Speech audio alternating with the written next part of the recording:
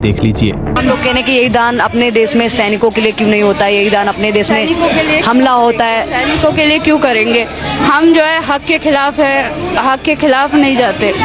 जो लोग शराबी कबाबी शबाब, आजकल का यही तो रोल चल रहा है ना।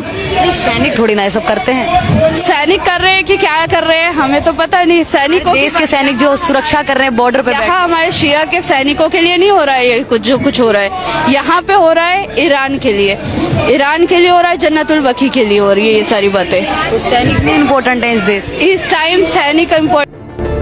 वैसे भी भारत में ऐसा लोकतंत्र है जहां नेता इटली से आ जाते हैं, वोटर बांग्लादेश से आ जाते हैं, नारे पाकिस्तान के लग जाते हैं, 12 बच्चे वाले सब्सिडी ले रहे हैं और 2 बच्चों वाले टैक्स दे रहे हैं। ऐसा है हमारे देश का लोकतंत्र। इस बारे में हमें गहराई से सोचना चाहिए। इस तरह की विचारधारा के लोग क्या भारत को अपना देश मान सकते हैं? ये सवाल छोटा है, लेकिन इस पर गंभीरता से विचार करना बेहद जरूरी है।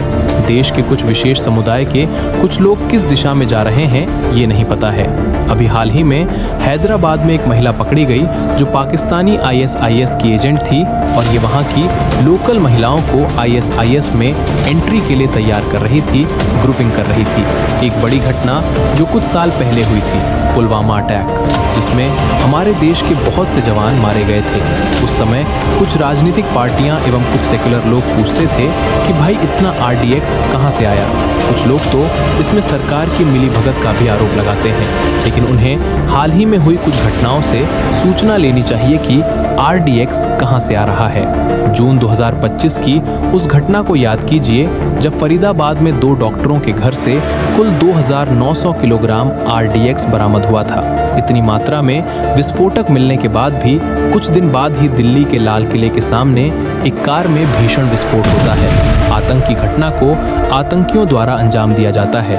इसके अलावा दिसंबर 2025 में एक पाकिस्तानी ISI एजेंट को राजस्थान से गिरफ्तार किया जाता है। ये ISI के लिए कार्य करता था। उसके बाद फरवरी 2026 में 22 फरवरी को 8 लोग पकड़े जाते हैं जो पाकिस्तानी एजेंट थे। इन्हें बंगाल एवं तमिलनाडु से गिरफ्तार किया जाता है। उसके बाद 17 मार्च 2026 को एक डेंटल स्टूडेंट को UP ATS गिरफ्तार करती है, जिसका लिंक पाकिस्तान के ISIS से मिलता है। 26 मार्च 2026 को 12 लोगों को दिल्ली से ही गिरफ्तार किया जाता है। ये लोग भी अलकायदा से जुड़े हुए थे। अभी तक इतने सारे पाकिस्तानी टेरर स्लीपर सेल्स पकड़े भी गए हैं और पता नहीं कितने अभी भी छुपे हुए हैं जो देश विरोधी स्लीपर सेल्स अपने पाकिस्तानी आकाओं के आदेश पर आतंकवादी